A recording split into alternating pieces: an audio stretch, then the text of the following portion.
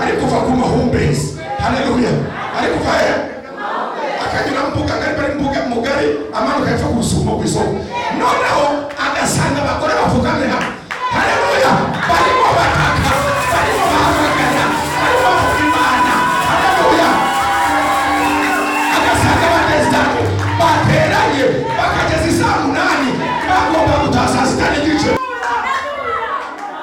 Tugiye guhindura, tugiye gusenga, tugiye gukora, tugiye kwitanga kugeza ubwo Imana izahindura mindset yawe. Ibyo nari naragambiriye ndahindura. Yego. Pawulo yaravuze ati nagira abantu bameze nka Sila. Haleluya. Nako Pawulo witwa John Wesley watangiye itoro rya Methodist. Yarati muri iki gihugu mfite mu meze nka Sila, kagira mu meze nka Pawulo. Muzabe cyumweru kimwe gusa.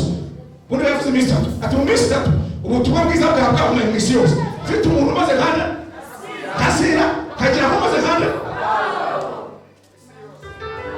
mu minsi 3. Isinza abanyabwirije ubutumwa bwiza. Uzema Pawulo na Sila bashobora kujya mu minyururu bakaboha. N'amaboko agize gute abosha iminyururu bazengurukije hose. Ariko mu gicuku bakaririmba, mu gicuku bagasenga.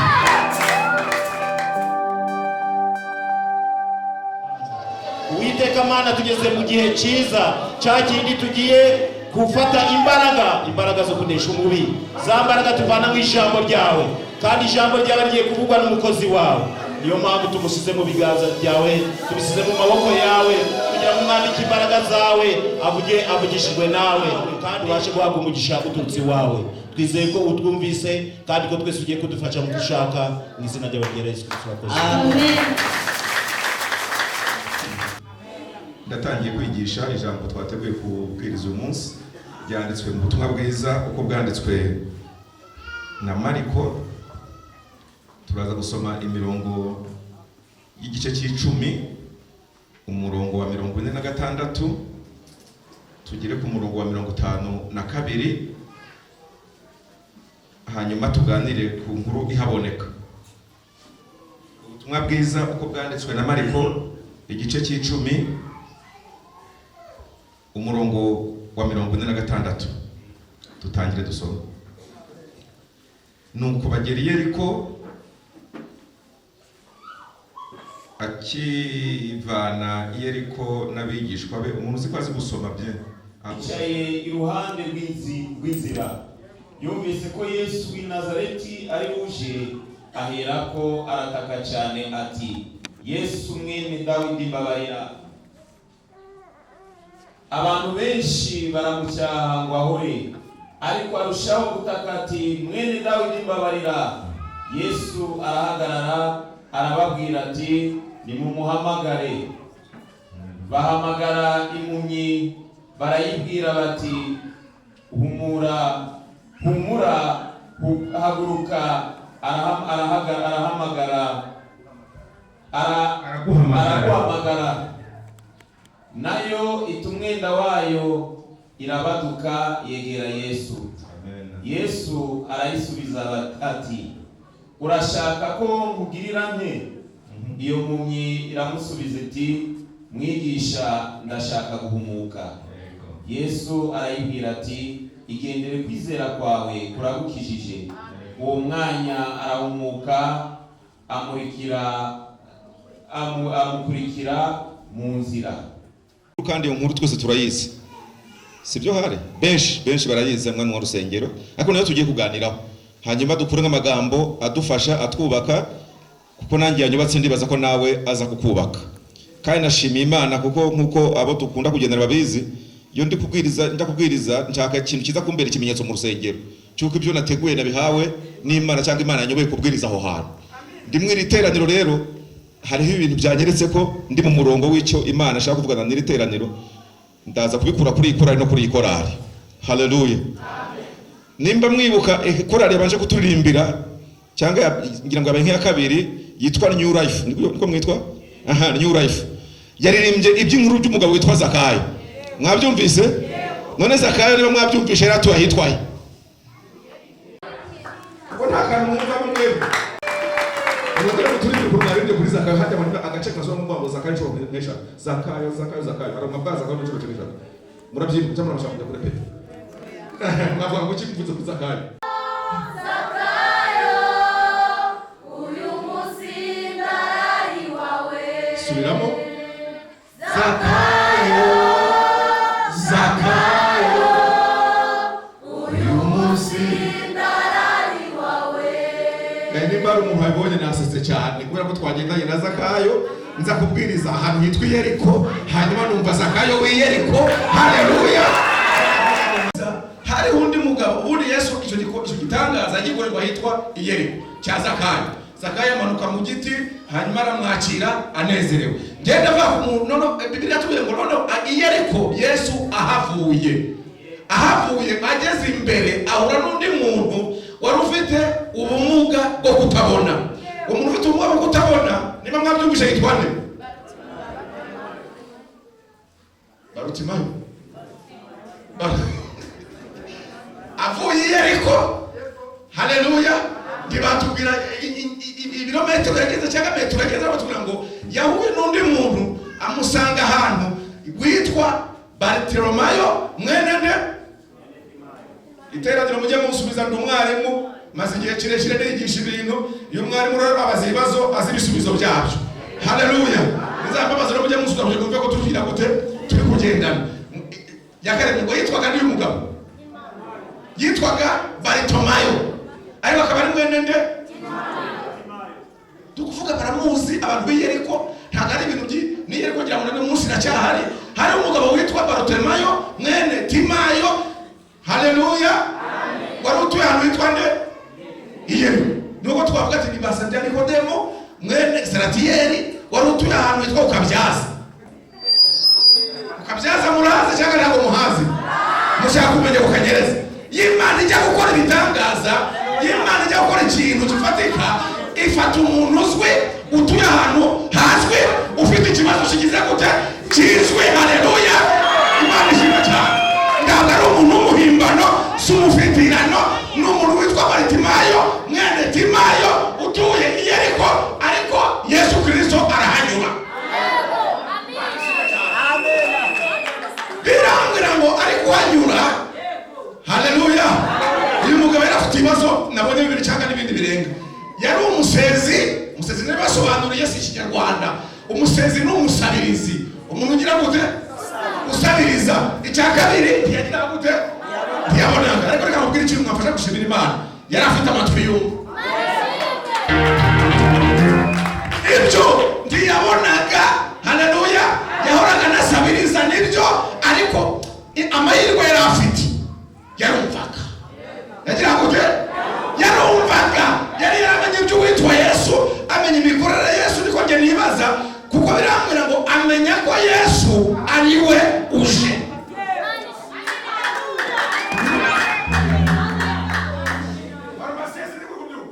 Ubundi muri farumasi hahoraga hatambuka abantu batandukanye bakanyura Iyeriko.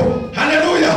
Umuhereje igiceri, umuhereje inote, umuhereje ibyo kurya, ariko amenya ko Yesu ari ugize gute ari uje. Uyu munsi ntabwo usanzwe. Twasengeye ibitangaza, twasengeye impinduka, twasengeye gukira, twasengeye imigisha. Uyu ntabwo ari wa munsi wajya kubona aha haje undi Yesu utari usanzwe uzi. Haje undi mugabo, haje undi mukozi, haje ibindi bitangaza utari umenyereye, kandi birabonwa n'ababikeneye, birabonwa n'abantu bafite amatwi agira gute yumva bazi ubukene bwabo. Yesu ngo Bartimayo ufite ikibazo cyo kutabona akagira ikibazo cy'ubukene yisanganiwe, ariko Imana ishimwe cyane yari yarumvisha amatangazo ya Yesu, yari yarumvisha amakuru ya Yesu, amenya yuko haleluya aho Yesu ageze.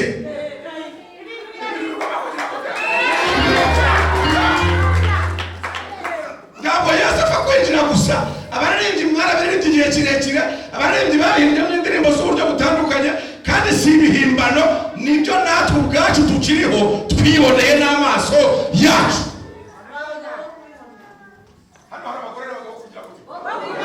Yesu yaravuze, ni Yesu ni Yohana. Yohana yaravuze ngo aho amaso yacu yiboneye twiboneye, uwo amatwi yacu yagize gute yumvishe, uwo twikoreyeho n'amaboko yacu niwe jambo ry'ubugingo. Ntabwo turi kubabwira Yesu twasomye mu bitabo, turasoma Yesu turavuga Yesu twamubonye ari kunyura ahantu twawukanyereza, aratambuka. Haleluya. Hanyuma hari abandi bagabo batarangaye bamaze gusobanukirwa, bumva amakuru ya Yesu, baravuga ati Yesu reka turamuprofita byaga byagira gute byakunda, amenya ko ari ugize gute uhanyuze. Birambira ngo umunsi numva ijambo ry'Imana ntiwinangire umutima. Haleluya. Yesu wegeze hose yakoze ibitangaza. Nibyo cyangwa si byo? Niba hari cyane cyo gukora.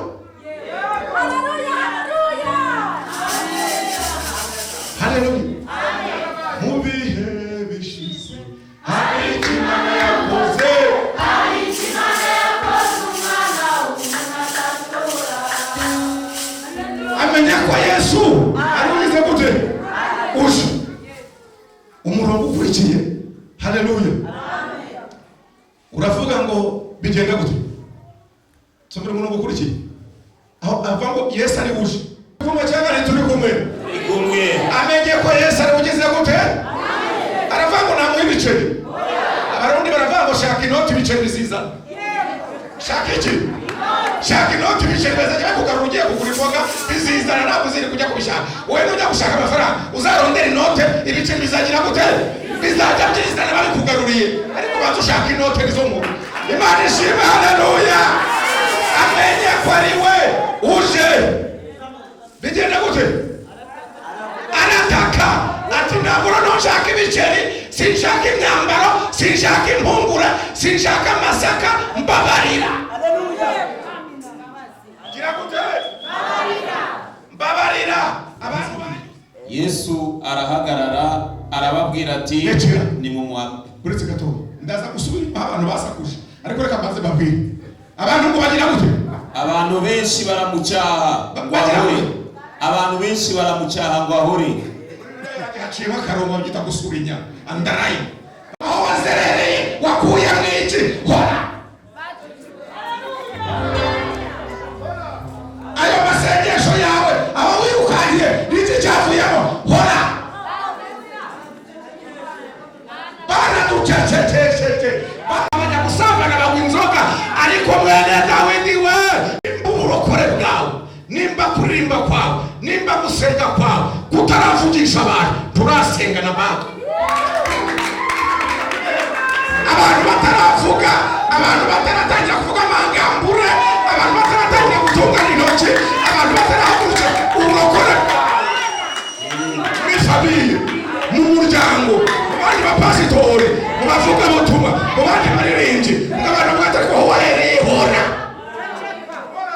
Ariko nanjye sinzahora, niba gufungira n'amazi. Haleluya. Sinzaceceka, sinzatuza. Bazagucecekesha, bazavuga ati ndetse gukizwa birakenesha. Gukizwa bigira gute? Birakenesha. Bariya bapasitoro n'abesikoro rero ibyigwa ibisekera batonze imbere ngo buri giseke cyose mushyiramo, barya n'abesikoro bazagucecekesha. Turi kumwe cyane, turi kumwe. Niwamenya ko ari Yesu, ugasanga si wa mucuruzi uzi, ugasanga si wa mukire wundi uzi, ugasanga si wa mutegetsi w'igihugu uzi, ugasanga ni Yesu Kristo. Haleluya. Tuzaceceke, tuzagabanya ikirenge cyawe, ahubwo uko bavuga nawe uzarushaho kugira gute, tuzamura ijwi.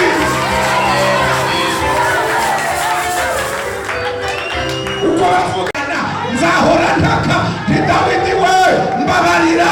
Ninjyewe Nikodemu mwene Serafiyeli, nakujeho baseka, nakujeho banyirukana, nakujeho baparabika, ariko ni wowe makino yanjye, ni wowe birato byanjye, ni wowe kote ryanjye, ni wowe.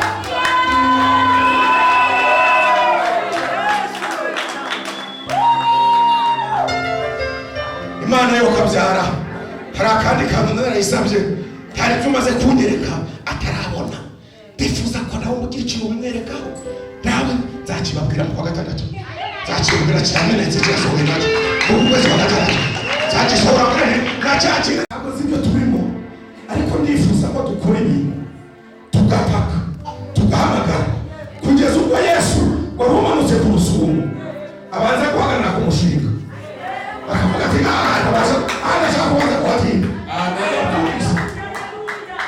Babari umbwira kana gasozi ko kwikara gasozi ko ngi mbuga ngari mugari to nimba Yesu yimanutse naho haruguru yaho gahuyeze ku mahumbezi. Tuvuge ko Yesu ari kuva ku mahumbezi. Haleluya. Ari kuva he? Akanyura mbuga ngari bari mbuga mugari amanuka yapfa ku rusumo kw'isoko, noneho agasanga abagore bavuganye hamwe. Haleluya. Barimo bataka, barimo bahamagara, barimo bavuga Imana. Haleluya.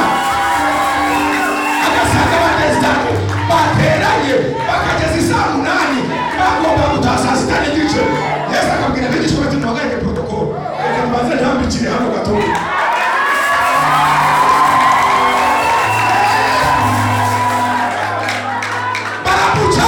Barasakuza baticeceka. Yesu aravuga ati muhagarare gatoya, sinkomeje kugenda, ndikumva umukobwa uri gutaka hano, ndikumva akazamuka aha ndahageze basanga korali, hari korali iri gutaka, iri guhamagara, iri kuramya, iri kuririmba, iri gutanga amaturo, irengagije ibyo kurya, irengagije isuru, irengagije ubushera, iracyataramye mu nzu y'Imana. Reka mbanze mpangurire gatoya.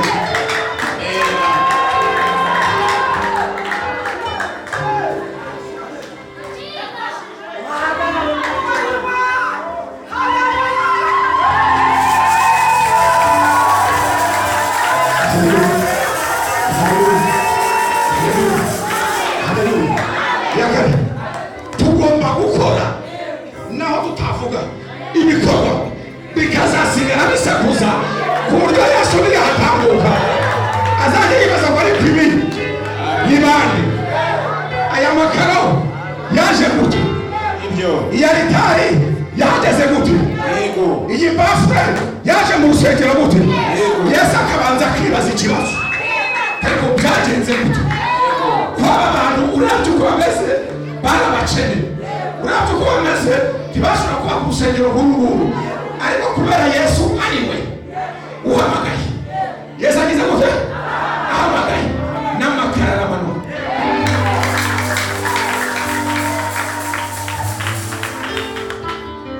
Shaka uburyo utereta Imana, uhamagara Imana, ukorera Imana ku buryo uzirengagiza kujya muri Ukurene. Ukurene muri kwireba ikaba ati narifite gahunda yo kujya muri Ukurene, ariko mbaye ngize gute?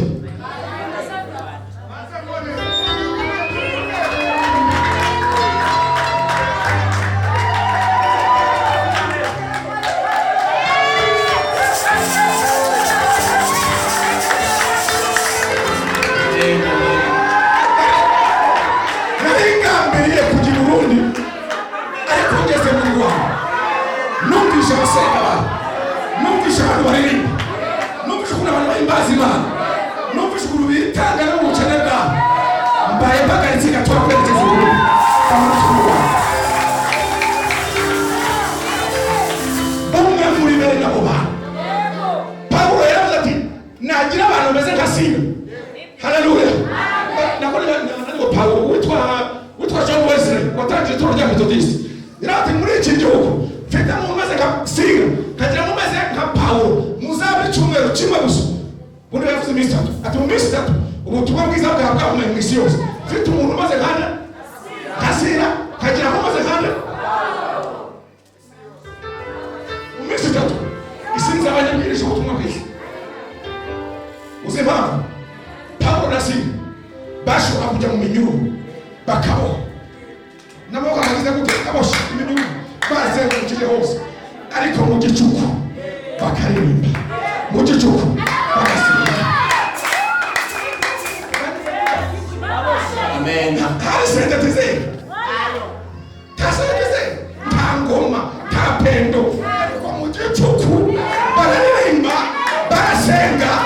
Ibirambwira ngo izindi mbohe ziruka zigira gutyayo. Usiko dusenga n'amasaza ari mu rusengero ntiyumve. Ni miru ntiyumve turi gusenga.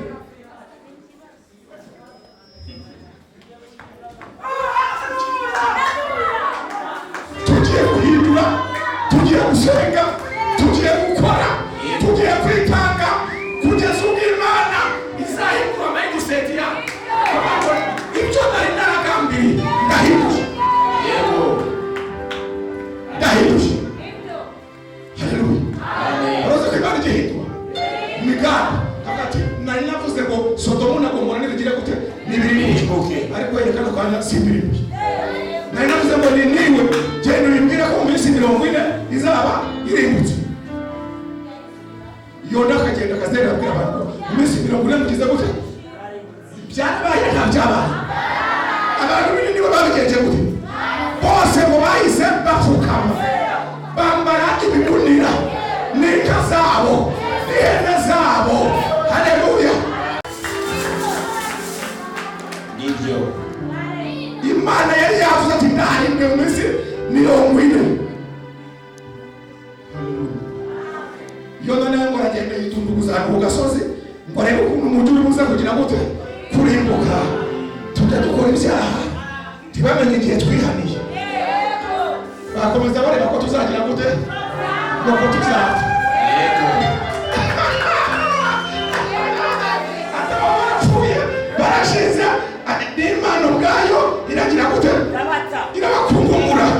Naho wisize ivu wambara ibigunira wibereye mu nzu yawe wunama hasi uhamagara Imana irakubabarira. Imana irakubabarira. Baracyategereje ibihano by'Imana. Imana ni nyir'imbabazi. Aho nihagiye imbabazi aho nakirishwe n'umuhazi. Icyo navuganye niyera n'umukizi. Icyo mpfa n'uguhamagara ngo mwene Dawidi babarira. Jewe Barutimayo ndi umusezi simbona ariko ukinkeneye.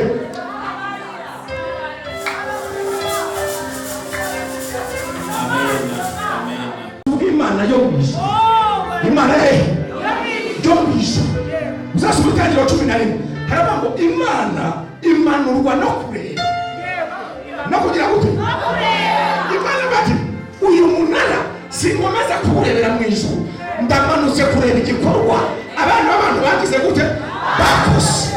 Ingorane gusa bari bafite nuko bafite motive itari nziza. Cyangwa ngo two gusandarira ku isi reka izina ryacu rizamenyekana. Areka tubigire index. Twebwe dukora ibikorwa dusenge turirimbe ku buryo Imana yo mu ijuru itazihanganira komeza kubyumvira mu ijuru. Izaba ngo ndamanutse ku rusumba ngiye kujya nterana nabo. Amena.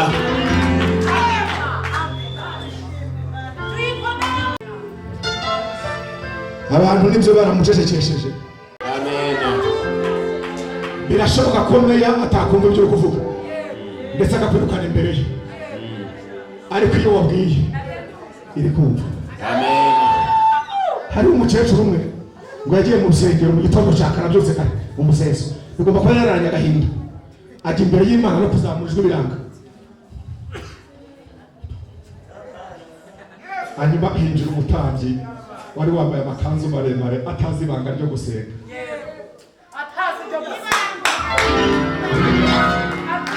Atazi gusenga mu buryo bwose bwo gusenga. We yasenga agasakuza akagira ngo niko basenga gusa. Kumbe burya n'abavugira mu mutima. Imana igize gute? Arabareba. Arunamye ari gukomanganya ku minwa gusa. Haleluya. Bati wa mugore we sinakubujije ujye kuva mu rusengero. Isindwa ryawe urizindukana mu nzu y'Imana. Ndashimiye intore y'Imana. Yaramubwiye ati Eliya mutambyi. Ntabwo ndi umukobwa w'umupfapfa. Nta nubwo nanyweye inzoga. Haleluya. Ntabwo nagize gute? Amaganya yanjye agahinda kanjye gasutse imbere y'Imana. ryari iteraniro ry'abantu bangana iki? Yari niba tuye abantu bangana wenyine. Tibigombera ingoma, tibigombera setizeri, bigombera cy'umutima witoje. Siko mujya muririmba cy'umutima wagize gute? Witoje ari imbere y'Imana, nta navuga ngo ijwi risohoke, ariko iyo mu ijuru asenga irahatambuka. Ari gusa ivugira murebe namwe tumwaka utaha muri iki gihe icyo wasabye.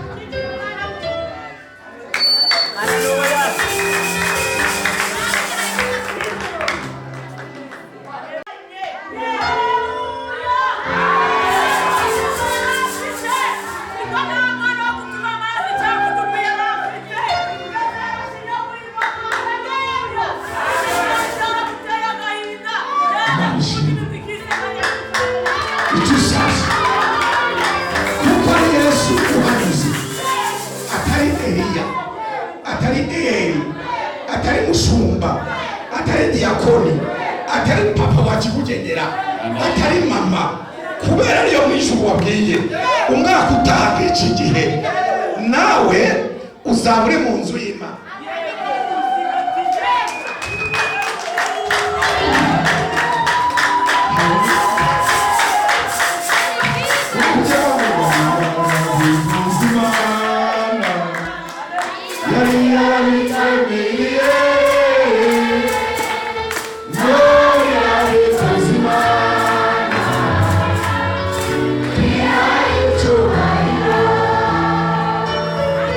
Imana ishimwe ko Eli yaraciriwe.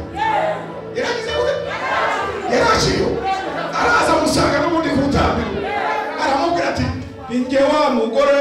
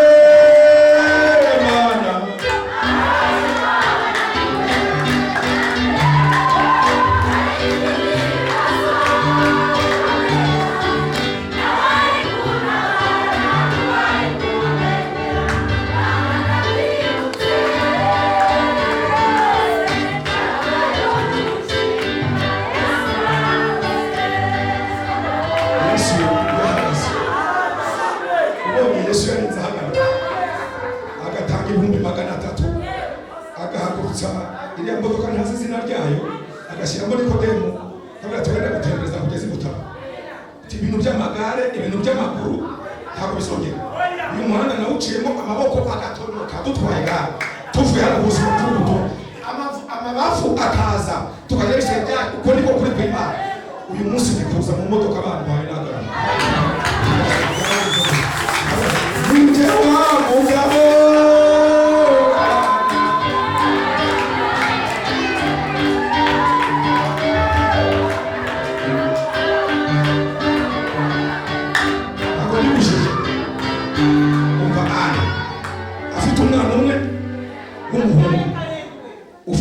Yaramaze iminsi 8 umuntu yavuze ari imbere ya Eli yaravuze ngo urazi n'ikindi abana bakiri bari gucicira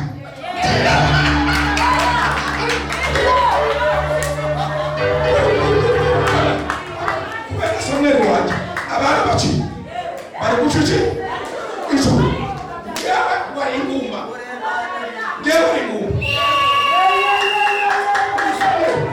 Samuel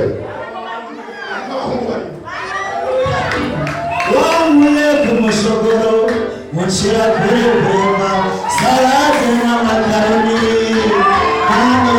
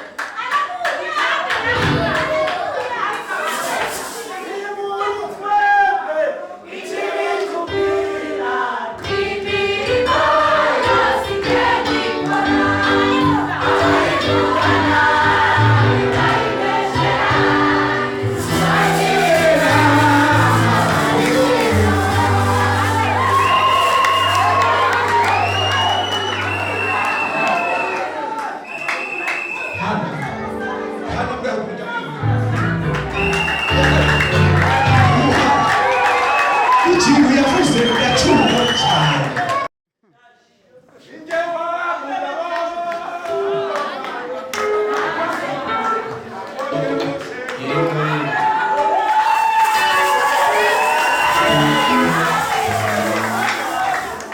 Ibisindi kuvuga kwiyemera bimagira mwumvisha ko kumukodesha ntacyo bifuza abana banje bageze ngo baranje turakomere ndigukodesha turakomere ndumuvuga butumwa ugenda mu mahanga kajya kubwiriza ubutumwa bwiza ariko ndacyakodesha ariko siti irambwira ati nzayubaka zagira gute nzayubaka werindira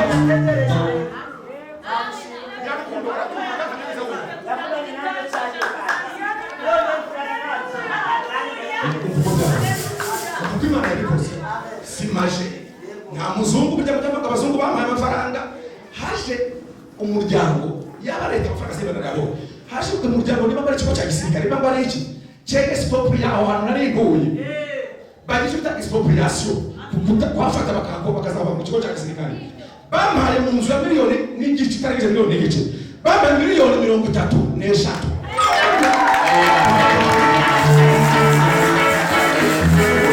bwa mbere nabyatura n'amavanisa murambabara ntimubwire ajya mu mvuga ibintu byose ntabwo ndakabati yabikoreye kugira ngo tuyamamaze kugira ngo tubivuye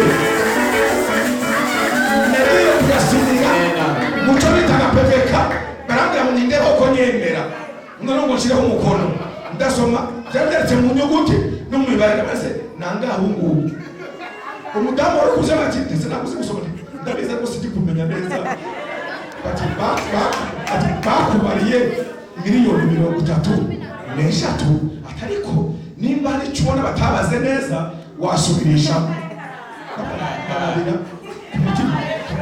ni karamu vuba ataza kwisha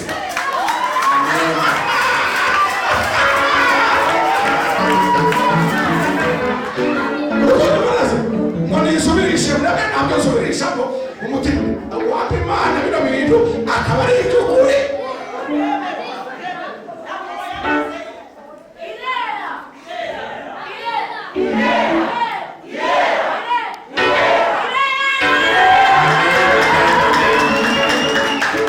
ndabwiye aho yavuye ntazi igihe uzongera gukeka kavuze ngo abazungu nabo bajya bamba duke duke hatugura ibirayi buhoro buhoro bitewe n'icyo nanjye nakoze nawe muratanze amaraso yanjye sibyo nta mafaranga nta muzungu urufaranga rw'ubuntu ariko iyo mwete press iminsi ine hari igihe nsiga $50 $50 ni 60 kamgiye ku isoko iminsi ine nkakomeza nitemberera mu gihe ibyo nabyo bimbwiriye kumugera irambwira ati nguhaye ururimi ruzagutunga turi babi ngewe na mwarimu urwo rusengero arabimpanuriye arambwira ati ndabona kugiye kwiga ururimi ruzagutunga nanjye ndabona ndi gushaka kwiga ururimi rw'umwuka rwego parasamo patata kwivuze Imana yakoze igihe kuzava iki indimi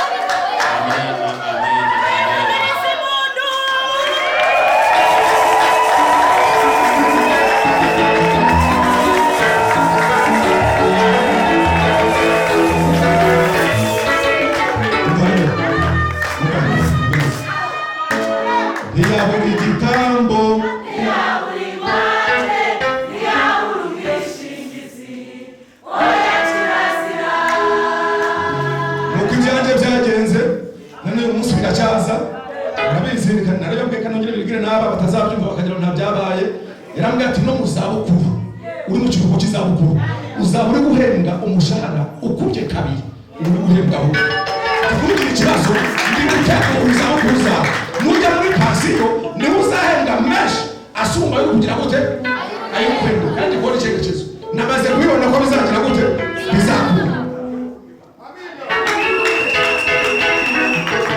ndikubyitegereza nkabona icyerezi nkavuga ati rya jambo Imana yambwiye ntiyambeshye kinabaye cya kintu burya koko inshuro ebyiri ngize gute ndazibona narengire ku ijambo rivuga ngo ahageze arahagarara agira gute arahagarara kubera hari umuntu uri kugira gute uri gutaka ibikorwa byenda biri gutaka indirimbo ze ziri gutaka amasengesho yo ari gutaka, niba tureze ziri gutaka, umunsi yagiye ibutaro biri gutaka, na Yesu ntazabyirengagiza.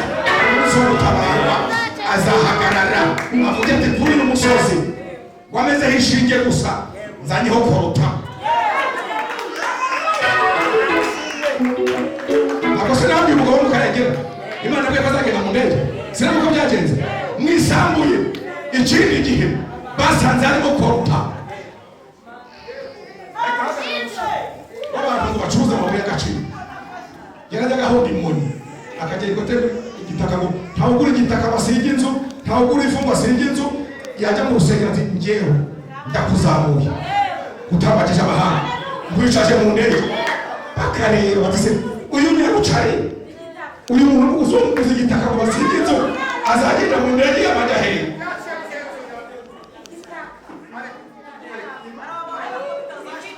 Kumbe abatuye harakorota ni wacu muri Karengera. Urumva neza? Iya chite.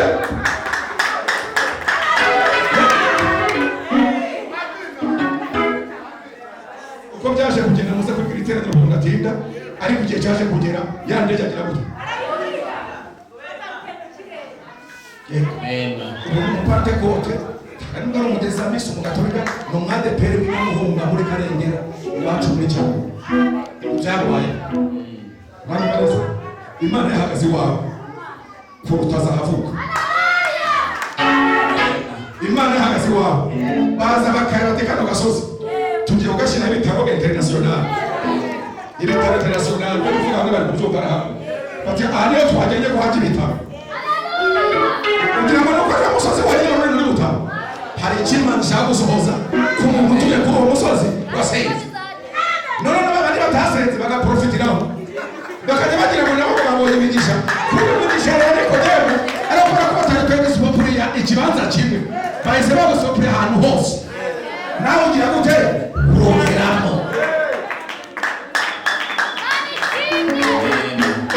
Yesu yahagaze aravango araguhamagara. Ijambo rya mbere humura, niko twasomesha nawe tutasomye. Pastor humura, kuba gutsindwa, kuba nta manota ugira, kuba uri gucuruza bikanga ntabwo ari iherezo. Urani nirabe ngo naho umuko wavunika.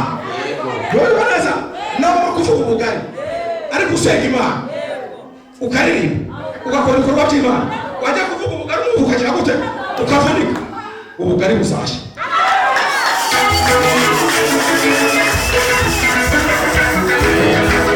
Ntabwo ari iherezo ryo kurya ubugari. Isake yabika itabika busashe. Iyo isaha y'Imana igeze, isaha ikora nta buye bashyizeho. Ibiriko bashyiramo ibuye, ibiriko bashakisha. Iyo mwijuru Amen. we humura. Amen. Yego. Haleluya. Amen. Araguhamagara. Cyo bamubwiye kare ntabwo bamubwiye ngo nahumure akomeze yicaye Nyamagumba. Ati rero aha wari wicaye gira gute? Nubwo ari kuguhamagara ntaza kugusanga aho uri ngo arinde yashikwanuza amaboko, ahubwo nawe hari ntabwo ugomba kugira gute gute. Urumva abantu b'urusumo uyisengera kwishiga ikagusiga ivu. Sinzi ko muri kunyumva. Uyisengera kwishiga gira gute ikagusiga ivu. Nubwo ufite duce dushoye basi uvuga uti nanjye ngize gute ndashoye ikizapfa kizabanza umuti. Ndababwira ngo nimbonanire gushora amafaranga shora imbavu, ushore basi iki n'imbavu, ushora amaguru. Nge ko nta mafaranga mfite reka tore nje gukomera amashyi nzane amapendo mu rusengero nanjye nicyo nshoboye. Haleluya. Ariko haguruka banza ugira gute uhaguruke ugire nawe ugira gute icyo uheraho. Yasanze Mose n'amatize Mose nicyo ugize gute ufite iki ati mfite inkoni isa. Haleluya. Isanga umudamu umwe umukozi w'Imana ati se ufite iki mu nzu ati ati n'utuvuta duke n'agafu yarabwiye kwicara amavuta zizana yaba ngo niyicara amavuta zizana ati haguruka ujye mu mihana utire iki ibikoresho niwarangiza ufata kuri twa tuvuta ujye ugiye gusiga ku rugara rw'igikombe usige ku kabindi yakotora ku mavuta yasiga ku kabindi akabindi hagahita kagira gute haguruka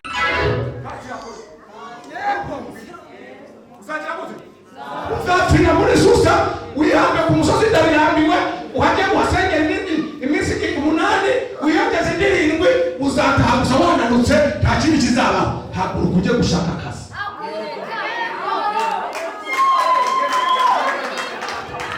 haguruka ushaka ifumbire ufumbire umurima wawe haguruka ujye murunguka wabwirutse muba mumuhaye 10,000 aho ngaho nguri poke 3 mbe ziragenda uko byagenda ubundi ngingo pfusa hariya ku musozi ndagana nyirazina ubwoko tukumvikana tangiye gucinyereka ngira gute mbereho reka gusanga mana ndurumva gushaka kuzabona amanota 80 baza kusubuka ko tubayabona singuri pasi cyongera twakimenye gute ntabwo twagerera muri quartier mu bwiza tukavuga ngo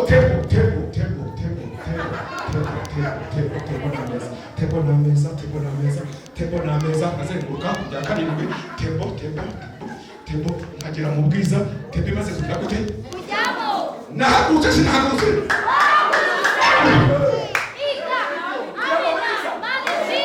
nararaga muri biblioteke s'il vous plaît nararabo ndabasha twararaga mu irohero muri biblioteke mu bitabo bakwaye devoir ukabona ko ari utaha iyo devoir itaza kugira gute uko ni kuri Jose twarara uzabaza Kamanzi mudo twararaga muri biblioteke turi gukora tukabona batashe mu gitondo bagize gute bagusanzemo niwo bandi gushiye $50 ngo niko kujya $50 imyaka 4 umutwe warapfutse bagize umutwe kwizana gusa ntabwo byimeza amazi y'intare Yesu ugupfa kuyenwa nukuyakorera kabicuya kararutaraye s'il vous plaît narazaga amaguru mwibase ujumbura harashuha ngashyira amaguru mwibase ngagira idoza Yesuwe ngashyira ku mutwe narigaga numva hano harayazi hayaga ngashyira amazi na Yesuwe uko niko kuri ndimo wozi ngo bisizana utindaririmba cyane ndasenga cyane muri amanota yizana biramirwa urabyiga ugasenga wiga ukiga ugira gute usenga nibyo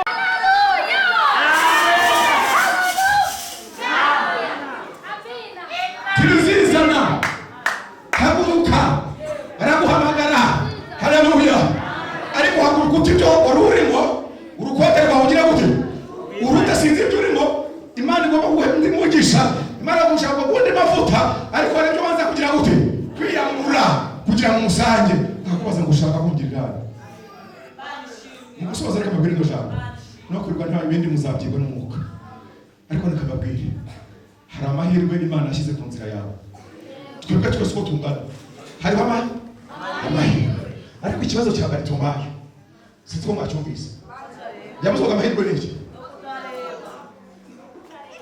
Yesu amugezeho yasabye amafaranga yasabye imyambaro yasabye ibyo kurya yaraza ati ikibazo mfite nuko nagira gute nkabona ubu Imana yampumura amaso nkabona ibinyikije nkabona icyo bita opportunities amahirwe agize gute agikije nanjye nkayamenya nanjye nakwiyaranje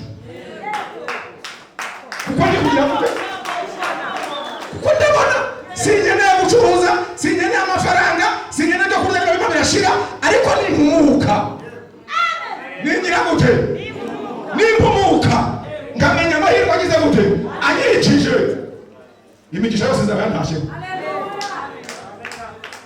ndashaje babwira ngo reka tubumura cyamaso turore impamvu mwebwe byabagomba turabibabwira mu gihe ndimo ndashesha Imana batuje mu mujyi wa kabiri mu gihugu amahirwe n'afite byo muri Kigali uko nuko yaragabanutse aje Musanze twabwira nk'ihirwe rimwe cyangwa bibiri ndi Kigali ko nakoraga hafi na representation nta kwezi kwashira hagiye mu nama basenyeye muri kware bakuba ku n'abaminisitiri uzo byagendaga representation yari gucura cyangwa si impari ko nakoze ku ngome ebyiri noneho igihe yaba afite invitation nyinshi ahantu hatandukanye, hari igihe yarebaga umuntu uri hafi disponible akavuga ati invitation yatumiye kuri seperi, ugenda ugire gute uyita gashaka ikote ngashyiramo karavati nkajya mu nama ya seperi, abasengeri bakazana imisaraba igeze hano.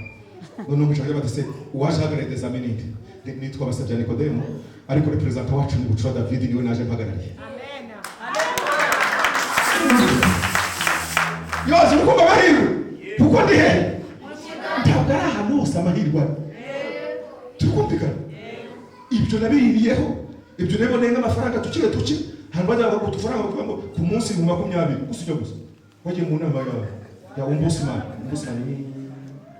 umuvuyi mu nama umuvuyi mukuru ku munsi byari mu 50, kandi twicaye twariye icyayi cya saa 4 icya saa 6 tukajya gutaha bakaduha 50,000. Tuvuga ati noneho buryo ba representa uko bakire mu biro bintu byo batonze inama babaye mu 50, aho natonze iminsi 3 sasa nahembwa 60 ariko iminsi 3 nahembwa sasa mu kazi mpore ukwezi baba 60. Ndikushaka gukora icyo bita amahirwe abonekera ahantu runaka wicaye umunsi ukamutazi ko ayo mahirwe ageze gute ahari, kugeza Imana ikubwiye ati terera urushundura iburyo bwawe, niho umenya ko ayo mahirwe ageze gute ahari. Aburahamu yatambye igitambo agiye kwica umwana we, gusogota umwana, Imana amwatire ku buryo bwawe, arabye uburyo bwe asanga hari amahirwe yitwa iki imfizi y'intama, ugira ngo yavuye kuri umusozi ajya ku wundi. Hoya Imana amwatire ku ruhande rwawe, abona intama muziritse mu gihugu ati nari ngiye kwicira umwana Isaka, kumva amahirwe y'intama agize gute ku musozi w'Uwiteka kizabonwa. Umwana wanjye wa kabiri zofashe ku musozi w'Uwiteka byanga bikunda igitambo kizagira gute kizaboneka. Ariko cunga uwo muntu mwicaranye ntiwamenye impamvu Imana yamuzanye muri iyo korali. Bagushobora kubyumva ntiwamenye impamvu wabaye ku kigo kiriho segonderi, burya hari impamvu Imana yagutuje. N'umushinga nagiraga barawutwara amahirwe arigendera, ariko mwebwe umushinga muracyagize gute turawufite. Jose Sogari ifite umuntu uhembwa 123 buri kwezi, umwana ahembwa muri compassion 123 buri kwezi, n'ahandi nagiye kuva muri ibyo bintu. Ariko ziguhembesha umwana uri umuturage buri kwezi umuntu utazi utagize gute utabonye ukohereza 123 buri kwezi, uzi kugira ngo ndibone ukunda abana bizicuri iminsi 30 akarenzaho 10 ka 40 naho ndi buri kwezi bari kumuhereza akajya abona ari ibintu byagize gute biraho. Ntabwo biraho gusa, iryo ni iriba Imana yagufukuye abandi batagize gute batazi. Wari ukwiye kubyinira Imana gusumbya abandi, wari ukwiye kuzamura amaboko gusumbya abandi, wari ukwiye kujya mu rusengero bashaka agatasa 11 kavugisha ibiduvamo kuko hari icyo nabonye uru n'urwambariro rw'abera rwacyo nahabonye. Uzarebe kuri iyi mikorofone urebe kuri yanzu Imana itayitwika kuko nanjye hariho ndonke yaramaze ako gatuza kizemo amagambo. Ayo magambo neza utunga nabi, amagambo kize kuri Imana aceka imyaka 27 amagambo kize mu ayagiye gutunga. Haleluya. Hema hashi kwa tete kwa Mungu wisengere. Haleluya. Amen. Usebuti Imana nta maso agira ngo ndebe uyu mugore, ndebe uyu mugabo, ndebe ahantu ntuye, ndebe ahantu nkorera, nimba nta kintu nagira gute nahabyaza abandi batajya bagira gute ba burya cyane asigaye ku Imana kurusa shiri. Kumbe hano hari konta nange sinarigize gute najyaga zitembera abantu bari kuzihoba ku bihutu.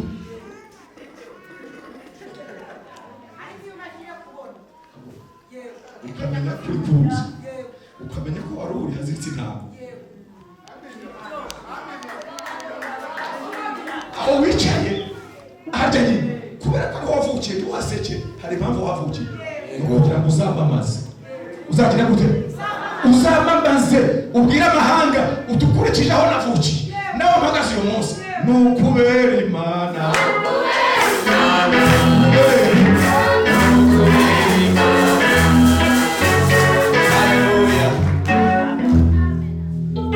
Eri, sio kwa msomei. Msomo murongo ni conclusion. Yohana igice cy'ikenda. Nimba saa 9 yageze mu nyihanganire. Kandi unasohoka sinagufata ntacyo nagutwara. Ariko icyo turiho turavuga Imana. Igice cy'ikenda mu Rwanda kujya kwa gatatu. Harakaja musaba ko uruho gusoreza. Yohana, utombiza bwa Yohana. Nawe nundi muntu sinzi ko ari yo uyu nguyu uko ubutombiza bwanditse abantu bajya gusa. Nawe n'umuntu bana no ufite umwe wo kutabona. Ariko mvuga icyabaye. Soma twama dusenge. Adusome mu izina rya Yesu. Akigenda abona umuntu wavutse ari impumyi. Abigishwa baramubaza bati, mwigisha, ninde wakoze icyaha?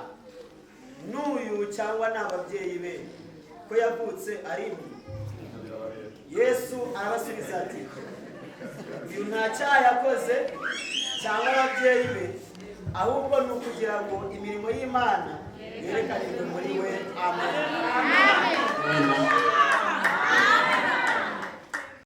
Niba baraka kubye biderivari kugira ngo cyari cyozo cyabyo.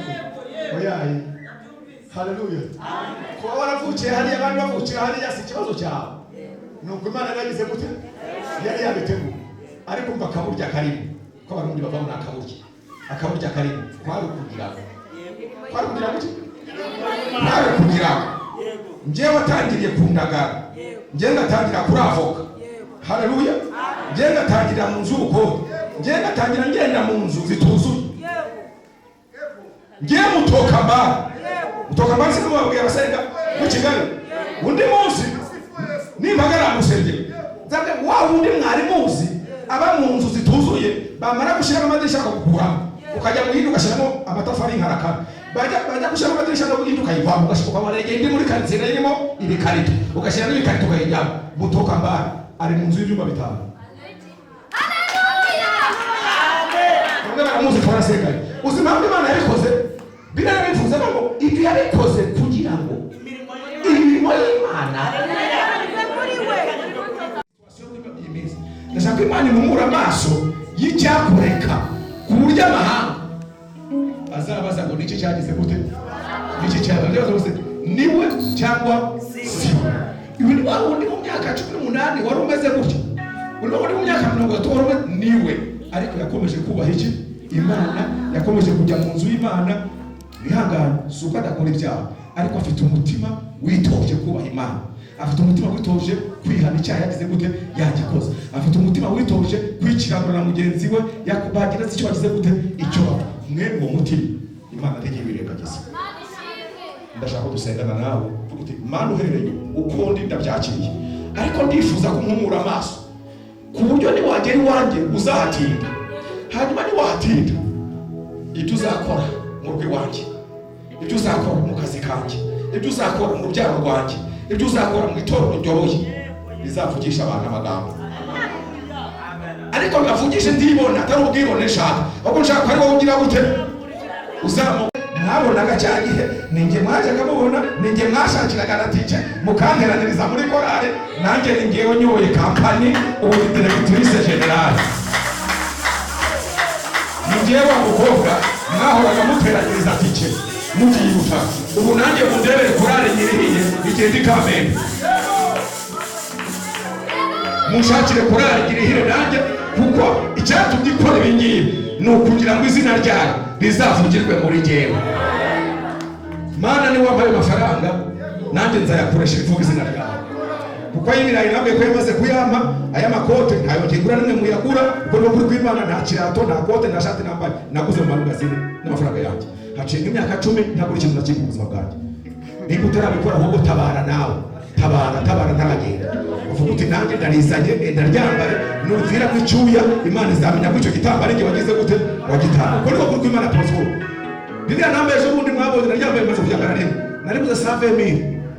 Umuntu aragize ati ndashaka kuri ko tuzambara kuri pasi, kandi ya mukwaje nakumva amwe bya pasi ndayabika kuri ndavuga ndi ndagumisha hano kuvyo ntaso kuri pasi, kandi ganda hanuza zaryambaye harimo nakandi kimbere ndavuga nti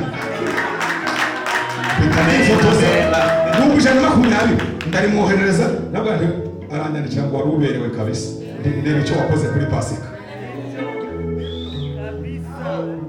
mukamara icyo wagura n'umuswara sinkuba kugura byinshi wagura n'umuswara nkajya nihanagura icyuya icyo gihe waba uparticipye ku gikorwa cyo kuvuga ubutumwa niko ndema ari kuvuga ubutumwa haleluya ndikubwira ngo nshaka gusengana n'umuntu uvuga uti njyewe uhereye ubu uko ndi biramaze ariko iby'Imana igiye gukora ku buzima bwanjye bw'umwuka n'ubw'umubiri ndashaka kuyisaba bizaba ikintu gituma yamamara gituma ivugwa naho abantu bo ku ruhande bazahaguruka bakagira amagambo ibyo izakora byonyine bizabafungisha kinwa bizabacecekesha kuko bazabona ntaho bagihereye bavuga uwo niwe ugiye gusengana nabo ntabwo ndi gusengana n'abihana ibyaha mwese mwarihanye niba mutarihanye ntacyo muzabona ariko nta muntu Imana yahatamaje kwihana ibyaha banza ukuremo ikote wari wambaye uzi imbere y'Imana ukuri wibwira utuhereye ubu ibyo ugiye kunkorera ndifuza ko byaba ibintu bituma izina ryawe ryamamara yaba urubyaro yaba umugabo ihindura yaba umugore wawe yaba urucuruzo rwawe yaba ubworozi bwawe yaba umurima wawe yaba itorero uyoboye yaba administration ukora mu kigo runaka Imana nikoremo ibintu ku buryo abantu bavuga ati uyu ni umukozi w'Imana. Sinzibagirwa undi munsi b'abagabo babwiye umwami Nebukadineza barabwira ngo mu gihugu cyawe ntugire ubwoba harimo abagabo bafite umwuka w'Imana zero. Izo nzozi ziriba zigutera ubwoba kuko muri kino gihugu harimo abasore batatu bafite ku mwuka w'Imana zero. Izo nzozi barazikubwira nimuzarya ngo muyibagirwe timuzibagirwe Imana. N'investissement nukubiba mwisambi tarumba